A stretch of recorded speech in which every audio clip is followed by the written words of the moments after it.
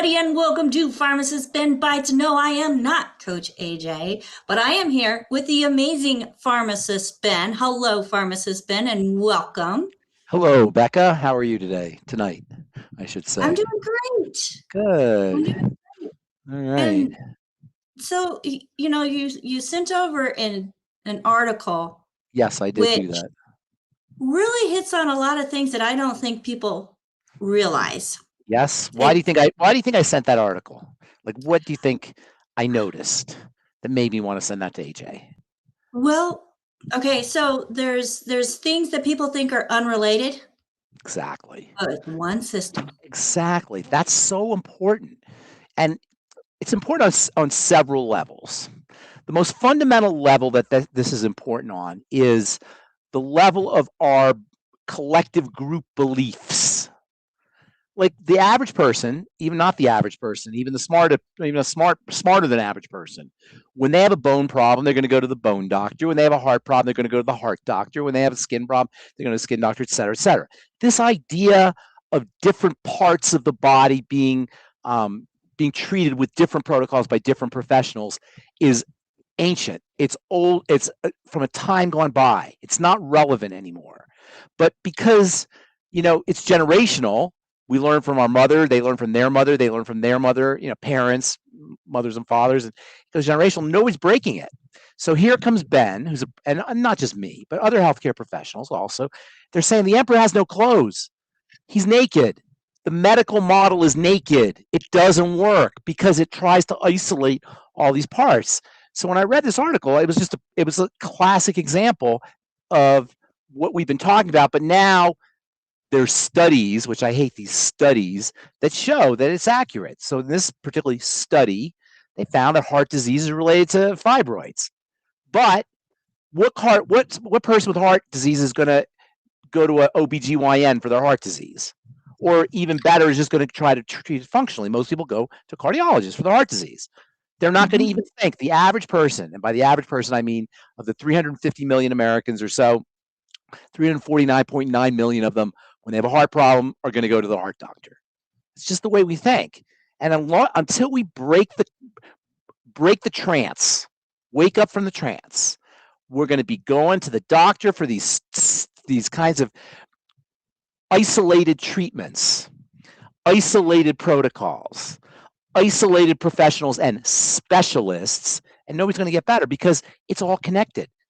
And by the way, based on the triangle of disease model, the uterine fibroids themselves can be backtracked to another part of the body, which is, of course, where?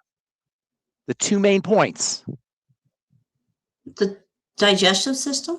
And you wrote a book on the next point. You wrote a book on it. The metabolic syndrome. Exactly. No, the metabolic system. The metabolic system is, just think about all the chemistry. Specifically, it's how we get energy, how we make energy. But really, metabolism is just all the chemical reactions, with some exceptions. Basically, it's all the chemistry in the body is metabolism. So you got the first point, which is, I like to think of the first point as the place where energy is produced in big chunks. And the second point is where energy is produced in quantum pieces. But it's all about energy. You eat, and presumably you get energy, whether it's, quick energy or sustained energy. It's energy. That's where we get energy from. It's food, right? Nutrients, macronutrients, micronutrients. The second phase is how that energy gets produced intracellularly, actually in the mitochondria themselves. And when you think about it, the body's a circle. I call it a closed system. It's a circle, no openings, and everything's spinning around inside of it, right? Unfortunately, there's two. It's not exactly a closed system. You got two openings. You got one opening, and that's the food opening, and then you got an opening inside the cells.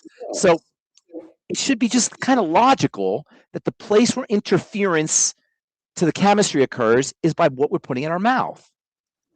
But there's a psychological hurdle. We don't eat for physical. We don't eat for physicality. We eat for psychology. Occasionally. And I know I can speak for myself. I know probably 1 or 2% of the times that I eat, I really needed to eat. And I know how this whole thing works. And I still find myself eating 99% of the time or 98% of the time psychologically. Not because I absolutely needed to eat.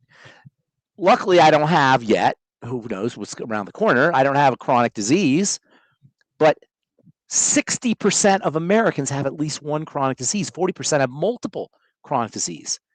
Sit with that for a second. How do you have a culture where most of the people have a chronic disease? How is that even possible?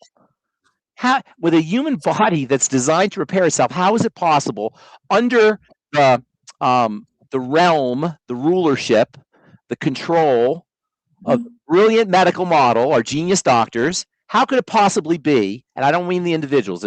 They got to really make a distinction here. The individuals are good people, okay? But I'd be embarrassed to be a doctor. Like I'm embarrassed to be a pharmacist. I'd be embarrassed unless I was really doing, working biochemically. But if I was just following the party line and giving people what they, the standards of care, beta blockers for your hypertension and, calcium channel blockers for heart disease, et cetera, I'd be embarrassed. Look what you're doing to the people. Look at our country. You've got hundreds of thousands of people, millions of people with cancer and heart disease, multi-millions of people, tens, maybe hundreds of millions of people with diabetes and cancer and heart disease. And this is under your control. This is your kingdom. It's because it doesn't work. People, the medical model doesn't work. It works for broken legs. And when you get hit by a car, that's what it's for. Everything else is lifestyle. So back to fibroids.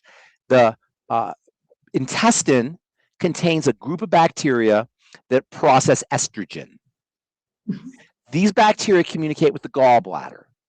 And the gallbladder also, bile, that is, processes estrogen. The gallbladder and the liver and the intestine operate with food, they operate with sugar, or they operate on sugar, and they operate on hormones.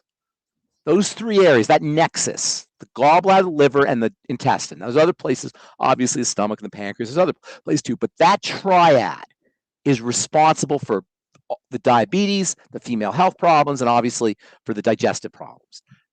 So it's simple. If you have fibroids, or for that matter, if you have endometriosis, or if you have dysmenorrhea, or if you have fibromyalgia, or if you have infertility, or if you have PCOS, or if you have a whole spectrum of female health issues, including fibroids, you focus on intestinal health and the microbiome, you focus on the gallbladder and bile, and you focus on liver health. And I'll tell you how you do that in a second, but you have a question?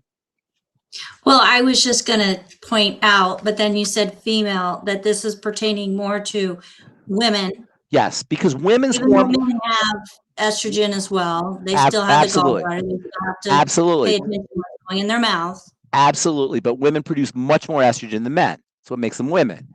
It's no accident that most chronic degenerative diseases affect women. Autoimmune diseases affect women primarily. Hypothyroidism affects women primarily. Depression affects women primarily. Female health issues obviously affect women. So women are the main victims of the chronic disease process. Now, that's true. Men obviously suffer from it too. But in pharmacy school, we used to call estrogen the S-show hormone.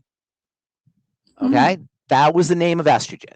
And so this craziness of pounding estrogen with HRT in people is, from a biomedical perspective, is absurd. It's craziness. Absolute craziness. Estrogen is so complicated. And there's not just estrogen. There's dozens of different estrogens in the body. They give you 3 if you're lucky. Sometimes they just give you 1. And then that's supposed to, and they do that based on your hormone tests. Your hormones change every hour. They change with what you eat. They change with what you think. They change with your environment. They change with your metabolism. They're changing all the time. You can't, and HRT is such a big business. So we as individuals, we as consumers, we as patients, we have to begin to separate the medical model from the profit model. If we don't separate the two, the medical model will become the profit model, and we will become, as Dr. Wallach used to say, ATM machines. And that's where we're at. And so what do you do? So that's the problem. We all know what the problem is. So what do you do? First of all, you focus on intestinal health. I'm all about simplification. I want to take big, complex ideas and make them simple. The simplest way to reduce the biochemical disturbances in the body that lead to all chronic degenerative diseases is to focus on the intestine. Period. The only problem with that is it's going to require a little bit of psychological desire, because you're going to have to change the way you eat, and you're going to have to eat a lot less. You know, we talked about this last time. Eating activates a stress response. It activates an inflammatory response. Just regular food does this. So we want to get eating under control. We want to eat like a lion. And I'm not saying this to beat anybody up, because like I said, I eat crappy and I eat when I'm not supposed to eat either. But if you have a disease, we're talking about here is for people who are suffering from fibroids or endometriosis or dysmenorrhea or PCOS, or whatever it is. This represents your solution. There's no solution in the doctor's office. None. And I wish I had an OBGYN that I could talk to in front of everybody, and so that I wouldn't have to just talk behind their back. There's nothing they can do, but there's so much we can do. If you want to prove it to yourself, you have endometriosis or fibromyalgia or some kind of menstrual issue or ovarian issue or uterine issue or female health issue, fast and watch what happens when you fast. Now, obviously, you can't fast forever. You got to eat eventually, but fast for a couple of days. Watch what happens.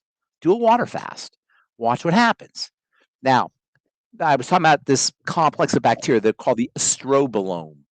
Estrobolome, the estrobolome. It's a complex of bacteria that live in the intestine that are responsible for processing and clearing out estrogen. The reason we used to call estrogen the estro hormone, you know what I'm talking about, right? Is because estrogen is so complex, because it gets broken down into many different derivatives, and it's so powerful. It's the most powerful of all the steroid hormones. And so, given its complexity and its power, the body wants to eliminate it quickly. How does it eliminate it? By detoxification. The bacteria help detoxify it. The bile help detoxify it. It gets eliminated out of the body. Bowel movements. It's processed in the liver. That triad, the intestine, the liver, and the gallbladder, that's where it gets detoxified and processed. But we know 100+ million Americans have liver disease. Probably at least that many people or more have intestinal disease. Many people have had their gallbladder taken out. The gallbladder stores bile. The bile, we always talk about bile for digestion, right? When you eat food, it goes into the stomach, goes into the intestine. Right when it hits the intestine from the stomach, you get a blast of bile, and that bile helps break up the fats, and that's part of the digestive process. But then the bile continues in the intestine, where it clears things out. It clears out waste. What's supposed to happen if you're having a bowel movement, that gets eliminated out of your body. But if you're not having appropriate bowel movements, that bile can recirculate. And now it's got the poisons, the waste material still in it, and it recirculates. And then it gets shot out again the next time you eat food, and then it clears out more toxins, but you're not having a bowel movement. It recirculates again. Now it gets stickier and sludgier. And it keeps doing this until finally you end up with gallstones, or you end up with some kind of sludgy bile, some kind of toxic bile. So the fact that the bile is clearing out estrogen, clearing out toxins, helping you digest your food, it creates a certain level of complexity, which is why you got to keep the bile clean. And the best way to keep the bile clean is to be careful about what you're eating. To make matters even worse, the bacteria in the estrobolome can reactivate estrogen. Instead of detoxifying it, they can reactivate it, making it even more powerful. It's already powerful, but they can make it even more powerful. And then the estrogen can recirculate in the body. Now, I'm giving you all the inside baseball here, the scoop, but you don't need to know that. I'm only giving you the scoop because it's interesting and it kind of validates what I'm going to say here. Change the way you eat, especially around fats, number one. That's the most important, is the fats, because the fats are the most difficult to process, and obviously bile plays a role with the fat. So be very careful with that. Make sure you're using your ultimate EFAs. The ultimate EFAs are almost like a natural anti-inflammatory, natural healing molecule. They almost act like estrogen, actually. So you have to make sure you're pounding the essential fats and that you're absorbing the essential fats as well as fatty vitamins, particularly A and D. Probably to a certain extent E as well, but especially A and D. And then all the things you could do to support the microbiome, the bacteria. Probiotics are definitely important, but also prebiotics can help too. And that is the fiber. Now, if you're dealing with SIBO, small intestinal bacterial overgrowth, you got to address that as well. And you'll know you're dealing with SIBO is if you bloat when you eat mushy foods, the FODMAPs foods, the mushy ones, pears, dried fruit, things that have a little avocado, things that have mush to them. I'm not sure. I think avocados are probably in there too. Anything that has a little mushy quality to it. Pears are the classic example. And then there's that very problematic molecule called histamine. Now, I don't know a lot of people talking about histamine, except we talk about it all the time, because it's extremely important to understand that histamine is an intestinal molecule that's secreted out of intestinal cells called mast cells. And if you have leaky gut, that histamine can end up going into the bloodstream. And the real problematic thing about histamine is there are foods that are good foods. This is why I hate that good food, bad food list, because it's so misleading. People say, oh, I'm only eating the good foods. I'm not eating any of the bad foods. Well, guess what? Miso, kombucha, sauerkraut, tuna fish, smoked tuna, canned tuna, not fresh tuna, or not sushi, but canned tuna, smoked fish, anything that has vinegar, eggplant, spinach, avocados, ripe bananas, ripe produce in general. All of these are high histamine foods. And then there are foods that trigger histamine. Citrus fruits. You ever hear people say they're allergic to oranges? Mm-hmm. Nobody's allergic to oranges. That doesn't happen. However, oranges can trigger histamine. They stimulate white blood cells to release their histamine, mast cells to release histamine. Egg whites, milk, shellfish. Yeah, I have people say they have shellfish allergies. No, it's a histamine response. Chocolate, nuts, wine, all of these can be problematic when it comes to histamine. So, the list can be exhaustive, but it's important for people to realize two things. Number one, this does not happen in a vacuum. It doesn't you didn't just get endometriosis or uterine fibroids or fibromyalgia or whatever it is. It doesn't just happen. Secondly, we have tremendous control over it. Tremendous. Not by going to the OBGYN though, by doing it ourselves. And the way to prove it is to fast and to stop eating. That's the way you prove it. And I said before, it's obviously you have to eat eventually, but just fast and you'll notice you feel better. Then when you eat, either pay attention to eat or eat as usual and notice what foods trigger a response. That's why food diary is so important. We have a food diary at criticalhealthnews.com. So this is not difficult, but it's impossible if you try to do it the medical route. There's nothing they could do. And the last thing, well, not the last thing, but the next last thing, don't let them take your organs. Do not let them take your organs. They love to take organs out. Insurance pays for it. There's tens of, not hundreds of thousands of dollars in organ removal, and then they'll give you hormones. It's crazy. Do not do a hysterectomy unless you want to suffer for the rest of your life with be on hormone replacement therapy and have whacked out female hormones the rest of your life. It's crazy. Unless you have a tumor or you have cancer, that's different. And even cancer and a tumor, that's the end result of all these things we're talking about. But if you have cancer, that's different. But just to get rid of endometriosis, heavy periods, or fibroids or whatever, no, that's not the solution.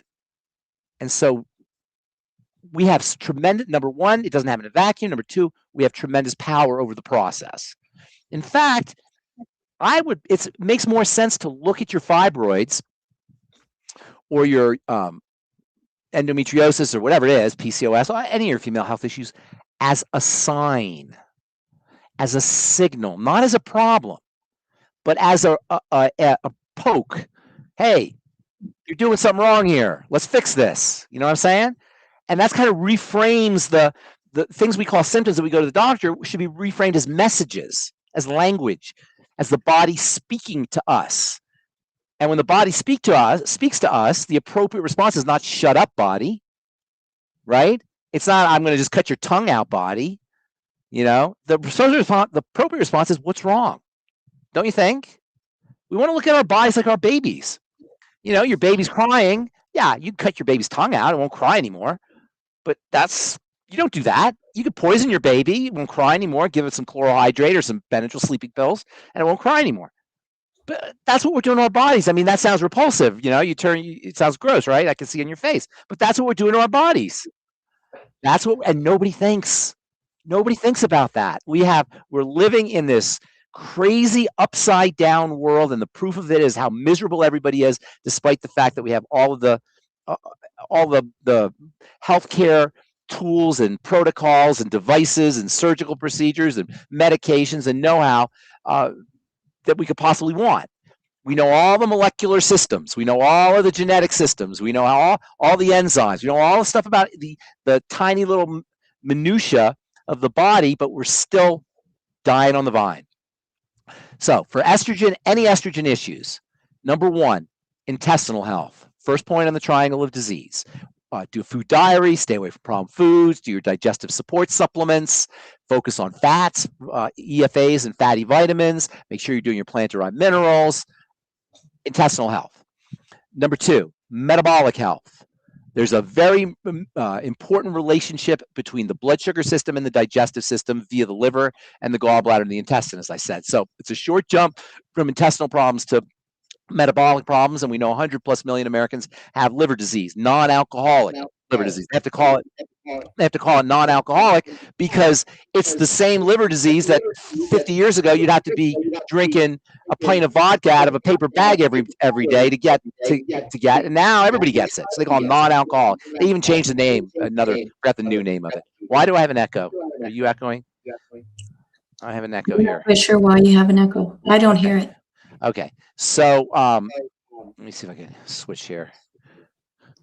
All right, so and then intestinal health, then the blood sugar system. Get on the healthy blood sugar pack, chromium, vanadium, ketogenic diet, low calorie, niacin, ultimate niacin, magnesium. Magnesium is probably the most important female hormone, also the most important blood sugar hormone, and magnesium deficiency is very, very common. A case could be made, I hate to say what the most important is, but a case could be made that magnesium is the most important nutrient to supplement with, very important for intestinal health, for bowel movements.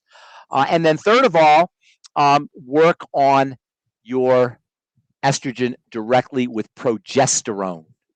Progesterone is estrogen's non-toxic balancing cousin. Progesterone and estrogen work together. Progesterone balances out estrogen. Progesterone is like the exact opposite of estrogen. While estrogen is the most toxic of all the steroid hormones, progesterone is among the least toxic. And it balances out estrogen. And by the way, men benefit from progesterone too. I make a great progesterone serum topically applied. If anybody's interested, go to truthtreatments.com and get either contact me and I'll get you Pro Harmony. Great for all estrogenic health issues. Remember, estrogen is responsible for a lot of things. So for fibroids, problem periods, sensitive breasts or fibroid breasts or fibromyalgia, inflammation with your period, progesterone is amazing. Also for hot flashes. And by the way, menopausal symptoms are very similar to histamine symptoms. The hot flashes, that's a histamine symptom. The anxiety, that could be a histamine symptom. The sweats, that could be a histamine symptom. So it's hard to distinguish sometimes between estrogen and histamine. Also, estrogen will make histamine more difficult to, will reduce the breakdown of histamine. Low estrogen will reduce the breakdown of histamine. There's a molecule called DAO, diamine oxidase, and changes in estrogen will affect diamine oxidase and cause histamine to be released, or cause histamine to build up, I should say. It'll eliminate the processing of histamine. So anybody who has any of these kinds of issues, DAO might be something that you want to consider, and you can get that. That's readily available on the internet. Diamine oxidase. It's a histamine metabolizing enzyme. Also, vitamin C can help you metabolize. Can help break down. Can help detoxify estrogen. There's a few things you could do. Melatonin might help. Essential fatty acids are probably the best thing you can do. So there's a lot you could do. This article was really interesting to me because it linked heart disease to to uterine fibroids. So what's the relationship between heart disease? Well, it turns out fibroids are not just lumps in the uterus, they're a whole body disease. If you have fibroids, you probably have insulin resistance, you probably have inflammation, you probably have hypertension, you probably have some kind of metabolic issues, metabolic syndrome issues. So if you have fibroids, it's likely that you have other things that can cause heart disease. And according to this article, women who had a hysterectomy, they had a modest increase in cardiovascular problems over the following 5 years. But compared with women who had no surgery, if you had a hysterectomy, you had more heart attacks, more strokes, more hypertension, more obesity. It wasn't a huge increase, but it was measurable. It's all connected. Women who had a hysterectomy also showed a modest increase in cardiovascular health issue. And this was a study looked at 60,000 women with fibroids. I'm not a big believer in these kinds of studies. Nonetheless, the fact is if you have fibroids, you have a metabolic issue that's affecting your whole body. It's not just a localized fiber in the uterus. And that's how you want to look at it. Fats, intestinal health, metabolic, work on metabolic syndrome, liver, blood sugar issues. Later on, if you really want to go all out, you can start working with your thyroid and you can start working the adrenal health. But for the most part, you're gonna notice a dramatic improvement in all estrogenic inflammatory conditions, and that includes, by the way, skin conditions, by fasting and working on blood sugar dysglycemia, we'll say, metabolic syndrome. Okay, so yeah, Pharmacist Ben, I have a question. So how connected are insulin resistance and estrogen metabolism to fibroid growth? Intimately connected. There's a major relationship between estrogen and insulin. And first of all, estrogen makes things grow. What is estrogen's main role in the body? To make things grow. Number one. But make what grow? Let's see, breasts, babies. Babies. Estrogen is the baby-making hormone. Yes, it makes everything grow. That's true, but it's a baby-making hormone. Now, by the way, I forgot to mention xenoestrogens in the water and in plastics and in fragrances and in cosmetic ingredients like sunscreens and preservatives. Do you know sunscreens are estrogenic? Every time I talk about sunscreens on TikTok, I get these knucklehead dermatologists screaming at me. Oh, how can you tell people about sunscreens going out in the sun, blah, blah, blah. They're among the most estrogenic chemicals in the whole cosmetic, of all cosmetic ingredients. Parabens and preservatives likewise. So estrogen is everywhere. And that's because estrogen is not really chemical, it's a family, it's a structure.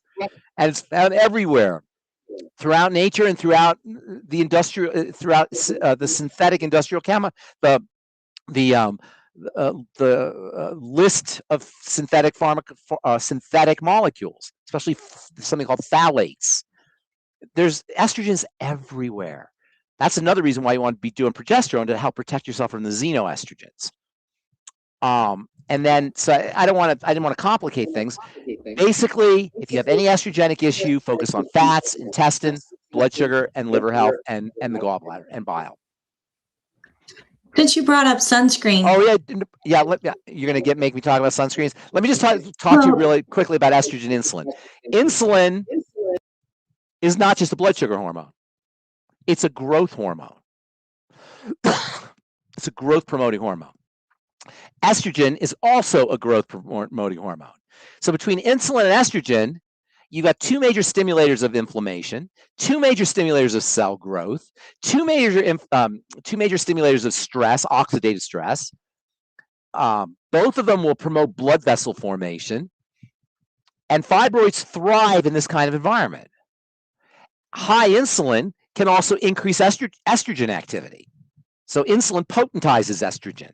When insulin goes up, more free estrogen is going to circulate, and estrogen activity will circulate. That means you can have normal estrogen levels on a blood test, but you can still have excessive estrogen effects because the hormone that you have is more active. Do you follow? Did you follow that? You want me to say that again? I follow. And does that have anything to do with estrogen dominance in men? Yes, estrogen dominance in everybody. Estrogen dominance in women and in men. Estrogen dominance in women is what we're talking about here. The estrogen recirculates, it's not detoxified, you get lots of estrogen in your body. If you have elevated insulin, that makes it even more potent. Histamine will also potentize estrogen. So if you have estrogen problems, you may have digestive problems. Estrogen is very inflammatory. It can inflame the intestine, you get leaky gut. Look, you can talk about this all day long, the mechanisms. It's very fascinating. I think they're very fascinating. But I don't want people to get confused here because I don't want people to tune out.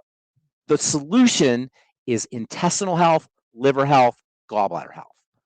There's nothing you could do about the uterus. Let me say that again. There's nothing you can do about the uterus. There's nothing you can do about the uterus directly. But by working on the intestine and the estrobolome and bile and the liver, you can work on the female health, on the female organs. This is why they give you hysterectomies, or they ablate, or they remove the fibroids. They can't really do anything metabolically to the uterus because it's a secondary system. Just like they can't do anything to the heart. Do you guys get that? You can't work on the secondary organs. You can only work on the root. You can't work on the fruit. The uterus is the fruit. The heart's the fruit. You can only work on the root, and that's the intestine, gallbladder, liver, the digestive system in general. Pancreas is also involved, and the stomach is also involved, of course. So, you know, it's the digestive system in general, but especially the liver, intestine, gallbladder. And if anybody has an OBGYN, I'd love to, I hope to tell them to come on the program so we can talk to them directly, so we can hear what they have to say. That would be awesome. That would be awesome. We do have some people here on with us and have some questions. Yes. Kiana wants to know. Kiana's a perfect example. Kiana, put her on. Kiana's a very beautiful lady. We want to see Kiana's face. Come on, Kiana. Show up. She doesn't have her camera on. So oh, Kiana. Can you turn your camera on, my dear? Kiana. Oh, no. I want to see your pretty face. Come on, Kiana. No, I'm so sorry. I Come can't do on. it. No. Come on. You're so beautiful. I gotta look at the big K. Okay, that's all right. Go ahead, Kiana. Yes. Yeah, so Which one? I forgot. You're the one of the twins, right? Yes, one of the twins. I'm the one. What's your mom's name? Antoinette. She's in here as well. She's in Hi, Antoinette. Hi, Antoinette. So, Kiana, you're the gal that had the histamine issue, and you were eating avocados, wasn't that you? Exactly. That's me. You have a great memory, Ben. Yeah, I remember you. I remember. So, what's going on? How you feeling, by the way? Yeah, so not good. So I actually had a surgery. What'd you have? Hysteroscopy. Hysterectomy. Wait a minute. Did you have a hysterectomy? No. Hysteroscopy? Hysteroscopy, yeah. That's when they just looked. They didn't take anything out. No, they did. They went in through the What'd they take out? my lady parts and took They went in out through your lady fibroids. parts. What? Two fibroids. They took out the fibroids. Okay. So you had the fibroids. Now, the fibroids, did you understand everything we just talked about? Yes, exactly. Okay, so yes, here's the problem. Here's the problem. They took out the fibroids. That's good. Because the fibroids themselves will throw off your hormones. But they took out the fibroids. But they haven't changed the problem. Those are going to come back. The fibroids don't just disappear. They come back. Unless you change the chemistry that led to the fibroids. You follow me? I'm following you. Are you still a vegan? Are you still a vegan? Are you still a vegan? No, I'm not. Okay. No, Okay. I now eat shellfish. Okay. Okay. What's the protocol you say that you're on? Oh, so AJ has me on RTQ and all of the supplements that you mentioned earlier. Foods. What are you doing for foods? What are you doing for foods? For foods, I'm taking in more protein, more fiber. Specific foods. Like, did you eliminate any foods? Did you add certain foods? What did you do for foods? I remember you were eating a lot of histamine foods. Did you study histamine? Did you study histamine? I did. So I'm no longer eat because I started eating eggs for a short bit. I'm no longer eating eggs because they do cause flare-ups. Obviously, the avocados, like we discussed before, I cut those out, and I'm increasing my fat, such as like olives. Okay. And are you noticing that you feel better? Are you noticing that you feel better, feel different? No, I'm still extremely bloated. It's still very difficult for me to have BMs. Okay, the bloating is perfect. The bloating is absolutely perfect. It's the best thing. You know why? Why? Because the bloating is going to give you real-time information. Because you're only going to bloat a few hours after you eat a certain food. Okay. So in other words, you eat a food, it goes into your stomach, then it drops into your intestine. When it drops into your intestine, it's going to feed bacteria in the intestine, and that's going to cause bloating. The bloating is a response to the bacteria eating the food you're eating, or not eating it, but processing it. You follow me? So that's your best friend, is the bloating. That will tell you exactly what you're eating that's a problem. Okay? Well, it's everything, man. I drink water and I bloat. It's everything. Then okay, if that's everything, then you got some serious digestive problems. Absolutely. So what you want to start doing is you want to look into, and you're a smart lady, and that's going to work in your favor. Okay. So you want to look into something called SIBO. SIBO. Oh, I've heard of this. Yeah, Okay. I can take that test to get it. Okay. Yes, and you can have it. You can have a test done, but you probably don't need it because it sounds like that's what you're dealing with. So SIBO is the bacteria that cause SIBO, small intestinal bacterial overgrowth. That means the bacteria are only supposed to live in the large intestine, not a little bit in the small intestine, but for the most part in the large intestine. Why do you suppose you want bacteria, most of your bacteria in the large intestine, not the small intestine? Use your just logic. Think about it and use it logic. I don't know. Okay. So the large intestine doesn't have food in it. The small intestine has food in it. Okay. So if you have food plus you have bacteria, those bacteria are going to go to town. Okay. They're going to have an all-you-can-eat buffet. Okay. So what you're probably dealing with is this condition. There's a couple things you could do. Do you know what I-26 is from Longevity? I have it. Are you using it? I take it. I use it every night. How much do you take? A scoop, one scoop every night. Triple it. Do one scoop 3 times. Do it, triple it 3 times a day. Okay? Okay. And then I'm not supposed to say this because Rebecca's going to get mad. I don't want to make Rebecca mad. Look into essential oils for SIBO. Okay. Okay, because I don't want Rebecca to get all mad at me. She got mad the last time I said something about it, but just look into it. Can I say that, Rebecca? Is that all right? I won't get mad about essential oils. It's just I said ingesting them. Yes, I'm not going to say anything, Kiana. You just look up essential oils for SIBO, and you do your own research on that. Okay. Okay, but I'm taking the Tangerine, the Beyond. That's good. Hostel, that's good. That's all good. That's all good. But we got to work on your intestinal health for 2 reasons. There are 2 reasons here. Number 1, if you have an inflamed intestine, toxicity is going to get into the blood, and that's where you run into the fibroids. That's number 1. Number 2, if you have an inflamed intestine, you're not going to absorb your nutrients. So you're going to be functionally starving, functionally malnourished. Yeah. So now you got toxicity plus malnourishment. So your body's trying to fight something, but it doesn't have the nutrients. So you got to work on the intestine, the core of everything. You know, there's a reason. I don't know. Did you ever play basketball? I think you told me you played basketball, right? I did. Yeah. Okay. Yeah. You know how they tell you to watch the belly? Like, don't worry about what the guy's doing with his head or with his hands or his legs. Watch the belly. The belly doesn't lie. The intestine doesn't lie. The center of the body. That's what you want to focus on. For alcoholic issues, the center of the body. They call it the Dantian center in Chinese medicine. You want to focus on the center of the body. That's the intestine. That's where everything is. And then the liver and the gallbladder are associated. Now, do you have your gallbladder? I assume you have your gallbladder. Yes. Your menstrual cycles must be all whacked out too. Oh my gosh, it's I even can only imagine. It's worse after the surgery. Is it worse after the surgery? Yes. Okay, well, there you go. You know, that's not the solution. The surgery is not the solution. They never change the metabolism. So you'll know you're on the right track when you don't bloat. Do you miss periods? Are they really heavy? Are they painful? I'm changing every hour. You're like super heavy? Yes. Okay, because you're very, very inflamed, and you probably have histamine issues as well. Yeah. All of that is indicative of histamine issues. I wish I was there with you because you're doing something wrong.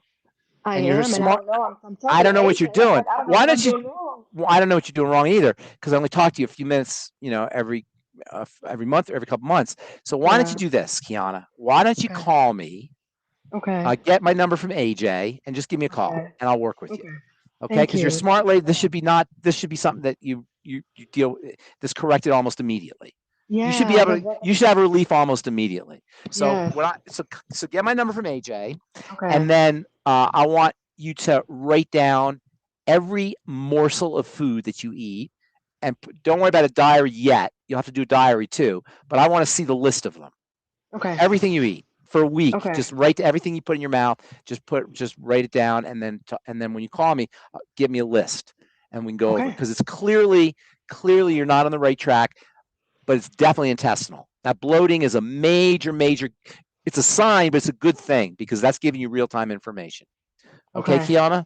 So thank you. So here's your action steps. You're going to call AJ, get my number. Mm-hmm. You're going to write down every single thing you eat for about like a week or so, and then call me and we'll go over it and we'll work with you.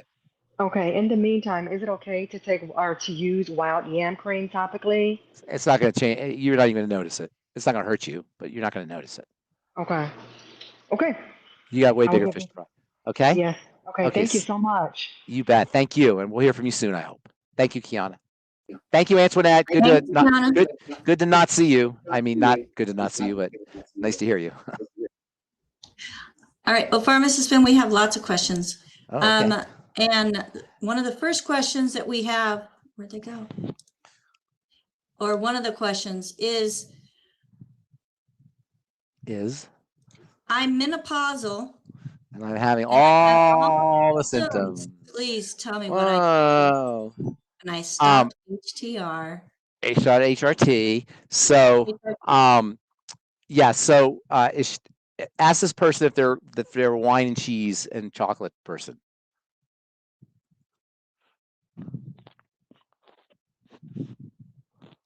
Ask them what? Wine and cheese and chocolate. Are you a wine, cheese, chocolate person?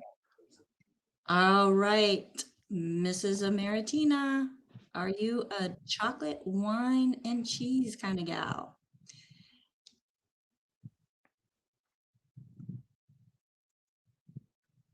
I don't have a response yet. Okay, so anyway, I'll answer it and then we'll wait for her to respond. Menopausal symptoms need to be regarded mostly as, surprise, surprise, first point on the triangle of disease. Histamine. And she said no. Okay, good. So here's what you need to do, okay? Number one, you want to fast for a day or two, okay? 2 is better than 1, but at least 1. No food for a day or 2. Watch what happens to your symptoms. Almost guaranteed your symptoms will subside. I'm almost guaranteeing that, okay? 99%, okay? Because as long as there's no input, you think about what a night sweat is or anxiety or jitteriness, all that's energy. It has to come from somewhere.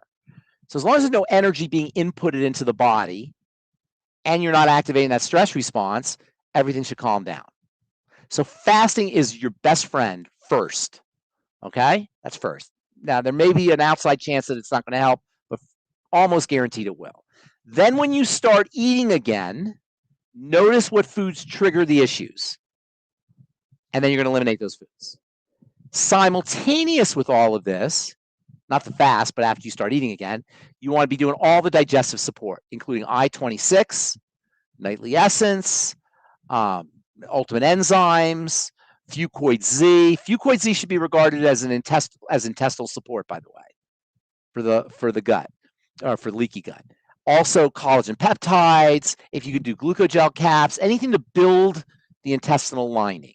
So you're going to focus on intestinal health. Now, if you have any weight issues or blood pressure issues, chances are you're also dealing with metabolic syndrome. The odds are pretty good you're going to be dealing with metabolic syndrome, if I had to guess. But especially if you have weight issues, if you're gaining weight around the middle, or if you have a hypertension, high blood pressure, or if you have any other kinds of inflammatory issues, blood sugar, you're going to have to control blood sugar.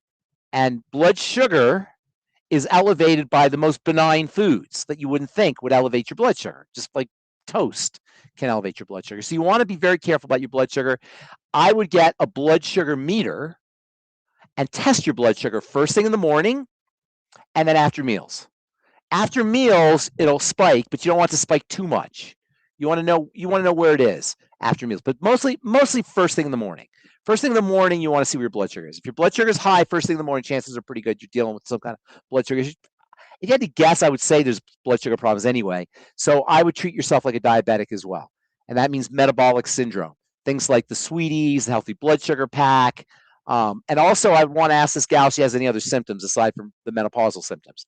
Do you have any mental health issues or memory issues or brain fog issues? Do you have any cardiovascular health issues or blood pressure issues? Anything like that? Other symptoms aside from menopausal symptoms? Is she answering?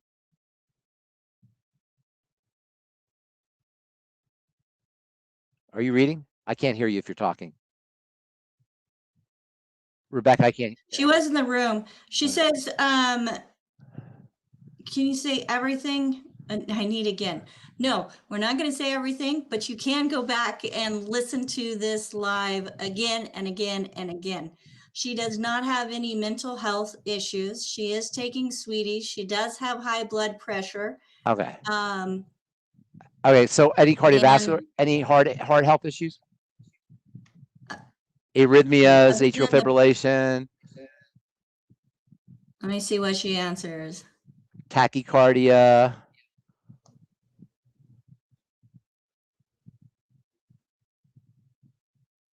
And it is Antoinette. It's Antoinette? Oh, this is Antoinette. Antoinette. I know I think I know. I remember Antoinette. I don't know Antoinette. The twin mom. I know. I remember seeing Antoinette. So Antoinette almost guaranteed is dealing with insulin resistance on top of everything else. So first things first. Thyroid nodule. Okay. It's all part of the same syndrome. So the most important thing, Antoinette and Kiana and everybody else listening, the most important thing is when you take care of the root, the fruit will naturally take care of itself. So we want to take care of the root. The root is where the soil is, and the soil is the intestine.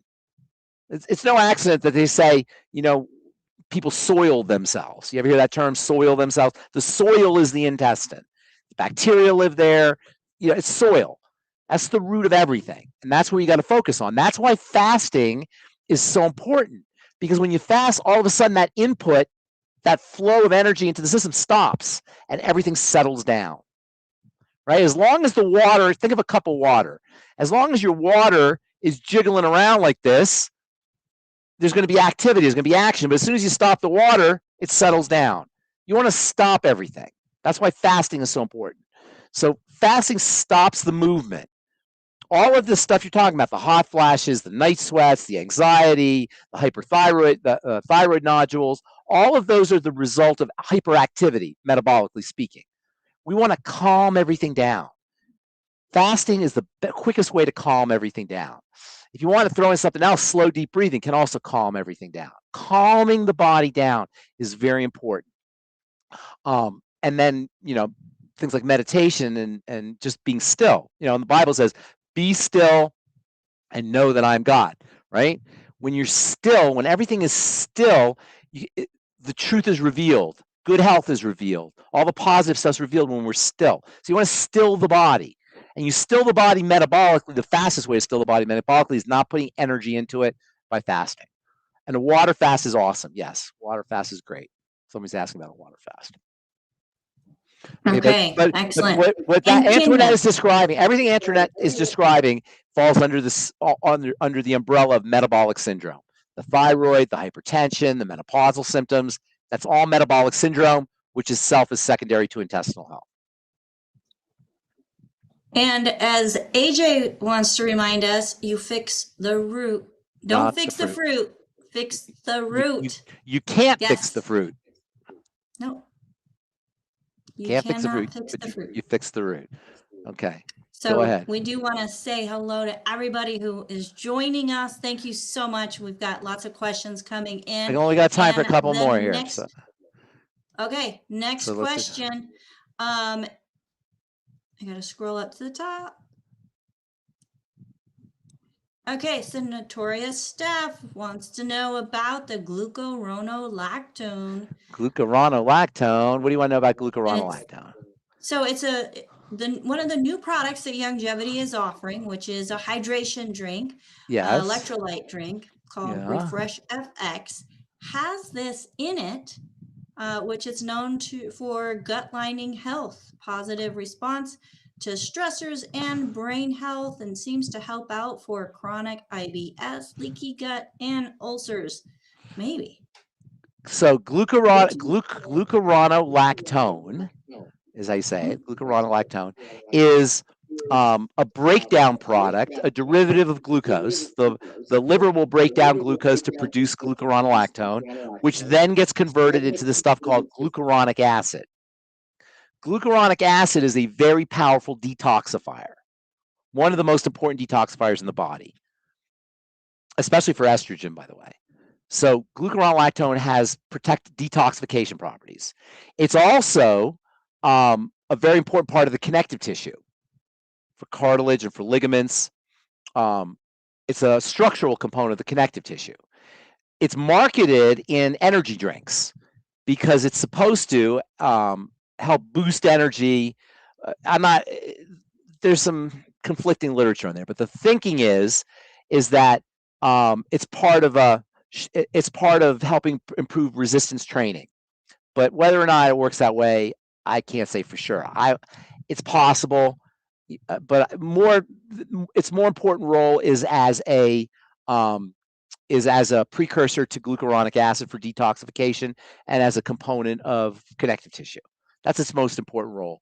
If you take too much, it can cause some headaches or dizziness. There's no real, it's pretty non-toxic unless you take too much.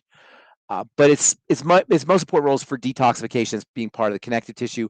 Although there is some literature that indicates it may help improve performance, but there's not really a lot of evidence to show that. Good. Anything else? Yes. Well, and I know we have it, and my partner is loving it. As for energy? Well, for his workout drink. For his workout drink, but he's not just doing the glucuronolactone; he's doing other things too, right? No, it's the Refresh FX, and then I make him put in a mineral stick. What's in the Refresh? What's in the Refresh FX? I will pull that up as we go to the next question, if we don't mind. Yeah.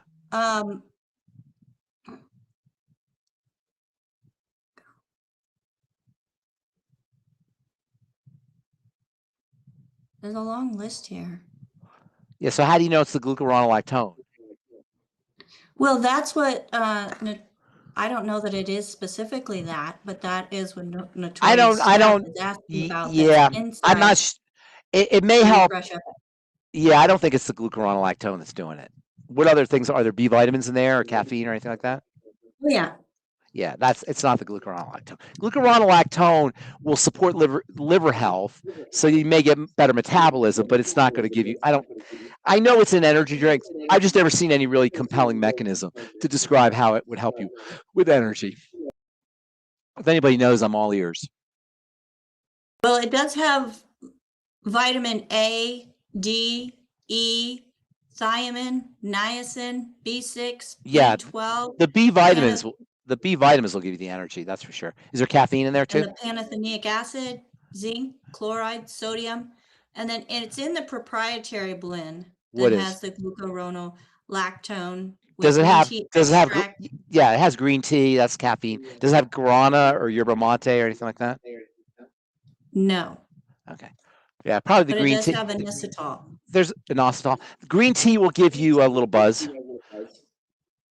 I'd have to see the ingredients on there, but I don't know that the glucuronolactone will give you the energy. Although I know it's an energy drink, so that's true. And for those that are really, really into making sure that they're gluten-free, it is also gluten-free. Okay. So Pharmacist Ben in the chat for you. I just put the ingredients if you want to take a quick little look-see. I do want to look at the ingredients. Oh, here it is. Okay. Proprietary blend, green tea, fructose. Does he say it gives him energy? Is that what he's noticing? It just makes him feel good. He's got good energy. It could be a lot. There's no way to know what it is, but I would doubt it's the glucuronolactone that's doing it. Glucuronolactone. Glucuronolactone's claim to fame is for detox, but it's also, as I said earlier, it's also a component of connective tissue, so it'll help you there too. Okay, let's do a couple more.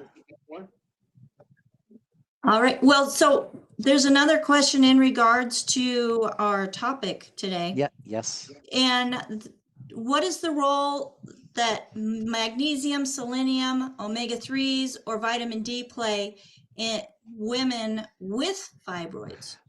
They're all individual. They all play very important roles. Vitamin D, there's a reason why you keep hearing about vitamin D. It's incredibly important. It's not even a vitamin, it's a hormone. And it is phenomenally important, and many people are deficient in it. The reason it's called a vitamin is because you can be deficient in it. Hormones your body makes. Vitamin D is a hormone, but your body doesn't make it. It has hormone effects, but your body doesn't make it, so you can be deficient in this hormone. It's an activator. It works with calcium, and it's actually calcium that's the activator, but vitamin D is important for calcium absorption.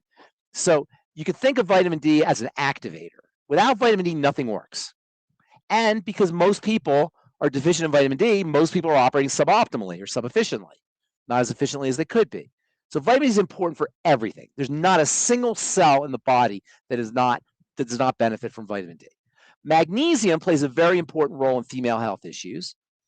It's important for detoxification as well. And then it helps balance out calcium. Calcium is the activator. Magnesium is a relaxer. So there's this balance between magnesium and calcium that's very important. And because people usually get enough calcium, but they don't get enough magnesium, many people are operating hyperactively, either hypercontractions or cramping, or things aren't relaxed. Magnesium relaxes everything. So magnesium is very important for women who are dealing with anxiety issues, hyperthermia, hot flashes, night sweats, all the things that happen with menopause. Magnesium has a calming effect. Magnesium also helps you fall asleep at night. A lot of women who have who are dealing with menopausal issues can't sleep. Magnesium helps you relax you. It's a calming hormone or calming nutrient. Selenium helps balance out estrogen. It's involved in estrogen metabolism. So anybody who's dealing with any kind of estrogen issues, selenium is beneficial. And what was the other one that you said? The fourth one? There's a fourth one. The fourth one was, that's it. Magnesium, selenium, omega-3s. Oh, omega-3s likewise. Anti-inflammatory, calming. They balance out omega-6s. And omega-6s, there's a lot more omega-6s in the body and in nature than there are omega-3s. Omega-3s are almost like a condiment. They're sprinkled in the body. But it's very difficult to get omega-3s, particularly if you're eating processed oils. So omega-3s have a calming effect. Magnesium has a calming effect. Selenium helps balance out estrogen. And vitamin D is important for absolutely everything. Okay, next question. I've got two more questions. Does chronic nutrient depletion change estrogen handling or tissue growth patterns? 100%. 100%. Estrogen requires nutrients to be broken down. Vitamin C, magnesium, copper. There's a lot of selenium. There's a lot of nutrients that are important for the breakdown of estrogen. The whole detoxification system, it has to be operating at peak efficiency for you to be clearing out estrogen, especially considering xenoestrogens and how estrogen dominant people are because they're subjecting themselves to sunscreens and pesticides and plastics and phthalates and new car smells, fragrances, perfumes. All of these things add up. So many of us are dealing with estrogen toxicity or over estrogenized. That's what estrogen dominance is. And nutrients will absolutely help balance out and help detoxify estrogen. Probably the most important is not a detoxifier, but it's a progesterone, which balances out estrogen. And again, I have an awesome progesterone serum. If you're interested, reach out to me at truthtreatments.com or just send me an email. Also, clearing estrogen out through the bowels. If you're constipated, you're not going to clear out your estrogen. And what's worse is it will recirculate and become more potent. And sometimes it's not the estrogen that's the problem. It's they call them catechol estrogens. Catechol is like you can think of catechol like speed, like amphetamine. Amphetamine is amphetamine because of catechol. So you've got estrogen, which is already going to hype you up. It's already a stimulant, and now you stuck a catechol on it, and you got a catechol estrogen that puts it through the roof. And catechol estrogens are really problematic. Those are breakdown products of estrogen or derivatives of estrogen that build up when you're not clearing out estrogen. So yes, estrogen nutritional supplementation is extremely important. All the B vitamins, by the way, are very, very important for estrogen metabolism, particularly vitamin B6, but all of them. All right, and I wanted to bring up, because you brought up sunscreen again, but since I've been on the 90 essential nutrients, Pharmacist Ben, I can go outside. Yeah, isn't that interesting? And I don't turn red within 5-10 minutes. It's like I fell asleep in the sun today. And is that interesting? And by the way, histamine is a major player in skin sensitivities. For people who react to everything, histamine. For people who react to everything or who are very sensitive to the sun, oftentimes histamine's involved. Histamine will make you break out when you take a hot shower.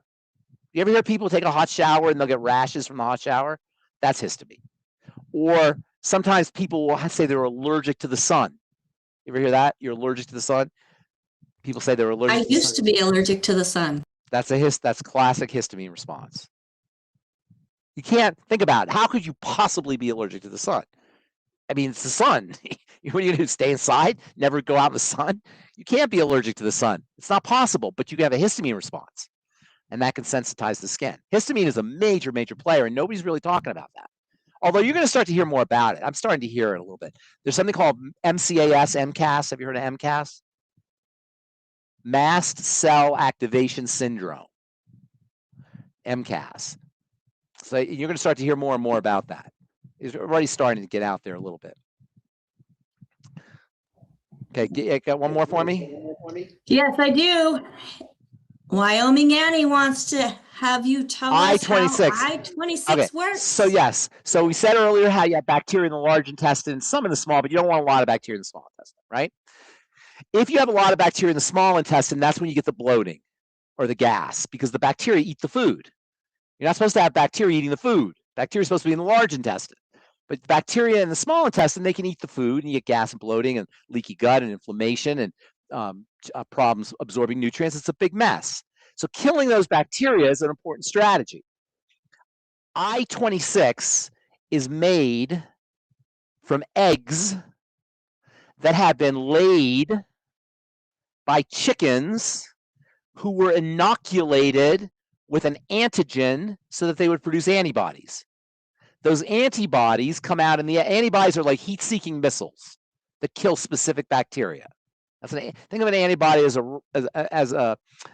a bullet that's specific for specific bacteria. So the chickens make these bullets after they've been injected with antigens, with poisons, stimulants. The stimulant stimulates the bullet. The bullet comes out in the egg. The egg is dehydrated into a powder, and I-26 is that egg powder. They call it Hyperimmune Egg powder. Hyperimmune meaning it stimulates the immune system because it's got these bullets, these heat-seeking missiles, these antibodies in the egg powder. And they specifically kill certain bacteria in the intestine for people who have SIBO. Okay. I-26 Hyperimmune Egg, yes. Yes, you want to get with your longevity distributor and ask them for I-26. And if you don't have a distributor, you can always go to dailywithdoc.com. You can access all of the products that we talk about here, except for Pharmacist Ben's special progesterone cream. You got to talk to him about that one. It's a serum. You can call 855-949-3377 to get connected with a young certified holistic health coach who is also a longevity distributor.